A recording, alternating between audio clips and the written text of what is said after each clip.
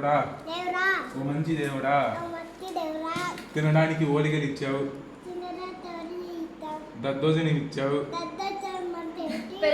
పెరుగన్నం ఇచ్చావు, సాంబార్ ఇచ్చావు, వడలు ఇచ్చావు, వైట్ రైస్ ఇచ్చావు, అన్నం ఇచ్చావు, పులుసన్నం ఇచ్చావు, అది పులుసన్నం చిత్రాన్నం ఇచ్చావు. అలాగే సరే ఆగు. ఈ సంవత్సరం అంతా మంచి చదువు, ఇంట్లో అమ్మ నాన్న